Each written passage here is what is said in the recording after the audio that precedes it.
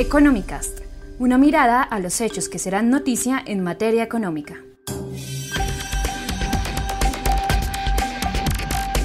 Oyentes de Portafolio, sean bienvenidos a un nuevo episodio de Economicast. Les habla Iván Torres, periodista de Portafolio.co, y con toda la redacción de Portafolio Impreso les contaremos lo que será noticia esta semana. Entre los temas que abordaremos está la confianza del consumidor, el plan de desarrollo que se empezará a debatir esta semana, las cifras de vivienda nueva, dato consolidado al 2018 y una nueva polémica por unas declaraciones de Uber. Y precisamente hablamos con Sebastián Londoño, que nos va a contar de qué se trata este primer debate que empieza sobre el plan de desarrollo. Bueno, Iván, un saludo para usted y para los que nos escuchan. Esta semana ya está citado oficialmente en las comisiones económicas conjuntas el primer debate que se va a hacer sobre el plan de desarrollo, y pues como decimos en varias notas, o como dice la expresión coloquial, el debate está para alquilar balcón, porque hay muchos puntos polémicos dentro de este articulado, de los casi 200 puntos que toca y más de 1000 páginas que tiene las bases del plan de desarrollo por diferentes temas. Uno es el tema de la inversión que se le quitaría a Planeación Nacional y se pasaría al Ministerio de Hacienda. Otro es el tema del recorte de los subsidios a gas y energía a los estratos bajos, concesiones portuarias hasta por 80 años, es decir, estamos hablando de un cúmulo de propuestas que tiene el gobierno que desde ya, sin que se haya empezado a debatir, ya causaron polémica, y muchos congresistas de diversas bancadas han dicho que van a rechazar por lo menos lo que es de subsidios y de inversión en el Ministerio de Hacienda. De tajo lo van a rechazar la mayoría. En ese sentido, digamos que el ambiente político y teniendo en cuenta que pues el Congreso tiene buena parte de las mayorías ahí, ¿cómo está planteado ese debate? ¿Cómo usted lo está un poco con un balance mixto? ¿Por qué? Porque si bien usted tiene razón de que el gobierno tiene unas mayorías políticas, pues en algunos puntos eso le servirá, pero en otros se repetirá lo que ya vimos con los debates de presupuesto y de ley de financiamiento, en donde se intentó aumentar, por ejemplo, la base de productos que tenían IVA. También ya se había intentado esta reducción de los subsidios de gas y energía, y finalmente, a pesar de esas mayorías del gobierno, en ninguna de las dos ocasiones pasaron. Entonces se puede prever un poco que sucederá lo mismo, sobre todo teniendo en cuenta que este es un año electoral. Este año, a final de año, hay elecciones locales, y pues como son locales, los senadores y representantes a la Cámara están con esa agenda más pendiente que como tal la agenda en el legislativo, aunque obviamente pues en teoría no tendría una cosa que ver con la otra, pero desde ya las campañas políticas están tomando como banderas el hecho de no permitir reducir este tema de los subsidios, que por ejemplo en la costa Caribe es definitivamente importante, sobre todo por la situación y la crisis de Electricaribe. Perfecto, Sebastián, muchísimas gracias, y estaremos muy atentos a lo que suceda en este debate. Y ahora pasando a un tema que tiene que ver con la confianza del consumidor, que pues en diciembre no tuvo pues una Navidad muy feliz. ¿Qué podría esperarse de este dato que va a dar a conocer Fedesarrollo esta semana? Bueno, usted lo mencionaba muy bien. En diciembre la confianza del consumidor, si bien mejoró frente a noviembre, que en noviembre fue desastrosa, casi 20 puntos negativos, en diciembre cerró en 8% negativo, menos 8%, y se espera que ahorita en enero, con el hecho de que todos empezamos el año como animados, como diciendo que este año va a ser bueno y todo, esa radiografía o ese termómetro que mide Fedesarrollo podría quedar nuevamente en el terreno positivo, aunque muchos analistas, sobre todo la semana pasada en un foro de ANIF, señalaron que el tema, justamente lo que hablábamos ahorita del plan de desarrollo, podría incidir negativamente. ¿Por qué? Porque estamos hablando también de temas tributarios, de recorte de subsidios, de que a los independientes los podrían poner a pagar un poco más o les harían una retención mayor en su pago de salud y pensión. Entonces todo este ruido que ha generado en estos días el plan de desarrollo podría pasarle un poco de factura, aunque eso se verá más en el resultado, que cuando hablemos dentro de 2 meses, en el resultado de febrero. Pero igual los analistas piden que no se descarte eso, aunque como le repito, en enero normalmente la confianza siempre o casi siempre se registran números positivos, que es probablemente lo que vaya a suceder. También el hecho de que haya elecciones este año, a finales de este año, podría retrocederla un poco hacia el segundo semestre, por lo cual por ahora en el primer semestre la idea o la previsión de Fedesarrollo y de otros analistas es que se mantenga en números positivos y en el terreno positivo por lo menos durante estos primeros 6 meses del año. Sebastián, muy gentil por su ilustración, y ahora damos paso a María Camila González, quien va a hablar un poco sobre lo que va a pasar esta semana con Uber. Pues la semana pasada la tecnológica anunció una salida para poder regular el servicio. ¿Puedes contarnos un poco y retomar un poco qué fue lo que pasó la semana pasada con la aplicación? Hola Iván, muchas gracias. Bueno, lo que ocurrió la semana pasada fue que Uber, siendo una empresa un poco discreta e incluso hermética con la información y con lo que ellos hacen, se reunieron con algunos medios de comunicación en los que estuvo y asistió Portafolio, y anunciaron una propuesta concreta para poder regularse en el país. La propuesta básicamente lo que dicen es que van a crear o proponen crear una nueva plataforma o una nueva categoría de transporte. Y esa categoría de transporte es una categoría de transporte privado que es intermediado por plataformas tecnológicas como las otras que ya conocemos, como Cabify, Bit y estas otras. Entonces se crearía una nueva plataforma y la idea es que el gobierno estudie esa posibilidad para, digamos, estas empresas entren a regularse en el país, porque están en un limbo jurídico en los que ellos dicen, digamos, el gobierno dice que ellos son ilegales porque estaban prestando un servicio público a través de carros particulares, y ellos explicaron que realmente no es así. Ellos prestan un servicio privado a través de un carro particular. Exactamente, eso. ¿A qué vamos ahí? ¿Eso va a coger a placas blancas, a placas amarillas, o en general a todos los que hacen parte de la plataforma Uber? No, digamos, actualmente la legislación de alguna manera cobija a las placas blancas, que son los carros de servicio, y ellos ya tienen otros servicios en ese sentido, que son los servicios un poco más premium y VIP, y ya son, digamos, carros que ya están actualmente regulados con servicio de transporte especial. Eso es diferente a lo que ellos están proponiendo, que sería para los carros que las personas normales, pues que no necesariamente son conductores de tiempo completo, usan su carro en algún momento de la semana para ganar unos ingresos extra, o incluso las personas que viven de prestar este servicio a través de plataformas de tecnología. Entonces lo que ellos buscan es que, como ahora en este momento no existe una categoría en el país que los cobije como un servicio privado prestado a través de una plataforma, lo que buscan es crear esa nueva categoría para que las personas, para que no haya más problemas de seguridad, porque sabemos que incluso pues el grupo de taxistas pues ha estado haciéndole la guerra, digámoslo así, a este tipo de plataformas, y la idea es que todos estén como unas reglas del juego equilibradas. Incluso también van a revisar la legislación, o proponen revisar la legislación de cómo se maneja el tema de los taxis, porque eso también entraría en esa discusión. Teniendo en cuenta que este es un gobierno que ha hecho mucha promoción a la economía naranja, y que además una plataforma como Uber es de economía colaborativa, ¿cuál podría ser, digamos, la señal que puede estar enviando el gobierno para que esta plataforma precisamente pueda entrar dentro del marco regulatorio?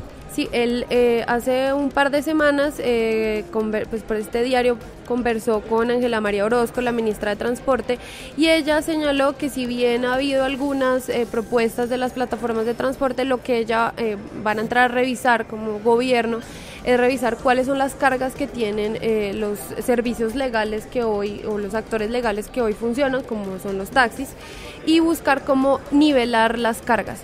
Es decir, le van a quitar ciertas cargas, o buscan hacerlo, quitarle ciertas cargas al servicio de taxi para que sea mucho más eficiente, incluso buscar modernizarlo, porque eso de alguna manera es lo que le quita un poco competitividad frente a este tipo de nuevas plataformas, a los taxis, y ver cómo este tipo de plataformas pueden entrar a registrarse, porque lo que propone el gobierno es que se registren como una empresa de transporte. Y ellos argumentan que, digamos, Uber y estas empresas argumentan que ellos no son una empresa de transporte, pues porque precisamente ellos no tienen ningún carro. Ellos prestan, ese es el servicio y la plataforma, es decir, son intermediarios entre el usuario y el conductor, y no necesariamente son la empresa de transporte. Entra la discusión, y uno de los puntos que también viene en el plan de desarrollo y que van a empezar a discutirse son cómo empezar incrementar la formalidad en este tipo de servicios de transporte. Y bueno, vamos a esperar a ver qué sucede y qué dice el Ministerio de Transporte y el gobierno con esta propuesta muy sonada de Uber. María Camila, muchísimas gracias. Bueno, muchas gracias. Bueno, y ahora damos paso a Gabriel Flores, que nos va a hablar sobre el precio de la vivienda y cuál se espera que sea el resultado de la vivienda nueva para el 2018. Iván, ¿cómo estás? Sí, efectivamente el DANE va a dar a conocer el dato consolidado del año pasado. En promedio, esta cifra está más o menos en el 7%, que es un monto, según los analistas, aceptable, teniendo en cuenta, por ejemplo, que en el 2014 el porcentaje aumentaba más o menos en promedio de 12 y hasta 14%. Entonces el 7% es identificado como algo todavía muy manejable para quienes quieren invertir en vivienda. Ahora, algo importante es que también se va a dar a conocer el dato de los costos de la construcción de vivienda, que están muy relacionados con el tema del precio de vivienda nueva, porque ahí juegan los insumos, etcétera. ¿Qué papel, Gabriel, puede estar jugando de pronto que el sector construcción no haya jalonado tanto el crecimiento del país en esos precios de la vivienda? Bueno, hay varios factores, entre ellos uno que ha sido recurrente y que muchos analistas han comentado, y es el de la incertidumbre que generó la temporada o la época electoral el año pasado, y de ahí que haya habido algunos desajustes en cuanto a este indicador. Sin embargo, al mirar las cifras a lo largo del 2018, pues fueron manejables. La gente más o menos invirtió, a pesar de que fue una época complicada para adquirir vivienda. Ahora bien, ¿cuál es el estimativo ya para este año en cuanto a que crezca este sector, Gabriel? Bueno, la proyección según la Cámara Colombiana de la Construcción, Camacol, es que el 2019 va a crecer 3,7% y definitivamente el punto de quiebre va a ser en el segundo semestre del año. Se espera que ahí ya empiece a moverse más vivienda social, que de hecho ha sido la de mejores indicadores. Bueno, muchísimas gracias, Gabriel, y ahora damos paso a Adriana Leal, quien nos va a contar un poco qué va a pasar con el tema de la ocupación hotelera y qué impacto ha tenido precisamente la cifra histórica de turismo en Colombia que la semana pasada entregó el Ministerio de Industria, Comercio y Turismo. Hola Iván, muchas gracias. No, pues esta semana tendremos el dato del DANE ya macro respecto a la ocupación hotelera. Hace una semana Cotelco, que es la asociación, la agremiación de estas empresas, entregó su propia cifra, entonces ahí podemos tener una vista preliminar de qué pasaría. Según Cotelco, la ocupación hotelera del 2018 estuvo en promedio en el 55,46% y ese dato lo rectificó el viernes el mismo ministro de Comercio. Esa cifra, digamos que está un poco por encima de la registrada en el 2017, sí hubo un crecimiento, pero vemos que todavía está en un orden prácticamente de la mitad, o sea, es como si dijéramos que casi la mitad de las habitaciones en el país se mantienen desocupadas, y eso no tiene una visión muy positiva.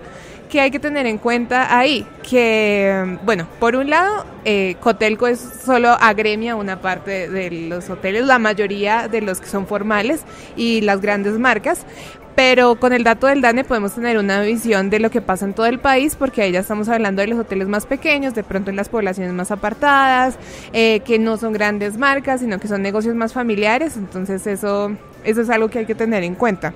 Y por el otro lado, que si bien el dato preliminar que tenemos está cercano a la mitad, al 50%, hay que tener en cuenta que el turismo en el país hasta el momento está muy afectado por lo que es la estacionalidad. ¿Eso qué quiere decir? Que todo el mundo se va de paseo y de viaje los fines de semana, en la temporada alta, pero entre semana casi nadie viaja. Entonces por eso hay picos muy altos de ocupación en las ciudades y en ciertos destinos durante los fines de semana y en vacaciones, y luego son muy bajos. Por eso podemos ver que el número está por la mitad. ¿Qué correlación podríamos encontrar en que, como tú lo mencionabas, pues si uno se pone a mirar, pues la mitad de las habitaciones del país están desocupadas, mientras el gobierno entrega una cifra que es histórica en cuanto al número de visitantes? Plataformas, no sé, como como Airbnb, por ejemplo, podrían estar afectando. Digamos, un poco ahí eso. hay un punto interesante, y es que dentro de las mediciones de ocupación hotelera claramente no está incluido Airbnb. Pero el viceministro de Turismo, Juan Pablo Franchi, desde que inició su gestión el año pasado, se puso muy pilo en esa parte y se expidieron 2 resoluciones para tratar de controlar esa parte. De hecho, desde creo que principios de febrero entró en vigencia esa resolución que dice que todos estos alojamientos se pueden registrar de manera legal bajo unos preceptos. Eso le da vía a que la gente que está utilizando Airbnb en este momento, que oferta sus casas como Airbnb, hagan parte de esta formalidad, y de ahí empezaríamos a ver una ocupación hotelera distinta, porque claramente ellos tienen una parte importante del mercado en este momento, pero nosotros no sabemos cuál es la participación. Y por el otro lado, los extranjeros también empiezan a viajar en otras épocas del año, entonces eso ayudaría a combatir la estacionalidad, porque tú ves que cuando viene un estadounidense, pues él no necesariamente viene en diciembre, que es cuando nosotros también estamos viajando, sino otra época del año, y viaja por muchas regiones del país. Entonces claramente es positivo ver que más extranjeros vengan, porque ellos tienen otros itinerarios y eso ayuda a que se dinamice el turismo. Pero hay que decir una cuestión más, y es que con la cifra que salió el viernes oficial del estimado de todo el año, diciendo que en el 2018 llegaron 4,2 millones de visitantes no residentes extranjeros al país, si bien es bueno y eso presenta un incremento y es cierto que es histórico, está por debajo de lo que se había estimado en enero. En enero el Viceministerio de Turismo había anunciado que se iba a reformar la manera en la que se medía la cantidad de extranjeros que llegaban al país y colombianos no residentes por la cuestión de la migración venezolana, porque hasta cierto punto se estaban contando a los migrantes como turistas y claramente eso distorsionaba el panorama. Ellos hicieron una limpieza en esa ecuación, empezaron a ver otra manera de medir, y en enero dijeron que iban a ser 4,3 millones de visitantes y el viernes dijeron que eran 4,2 millones de visitantes. Entonces, si bien es una cifra buena, hubo crecimiento, el más grande en la historia, estuvo por debajo en una pequeña porción de lo que se esperaba en enero. Bueno, Adriana, pues muchísimas gracias, y a todos ustedes, nuestros oyentes de Portafolio, gracias por escuchar Económicas, y los invitamos a seguir conectados con toda la información de nuestro portal web www.portafolio.co. Económicas, un podcast de Portafolio para la casa editorial El Tiempo.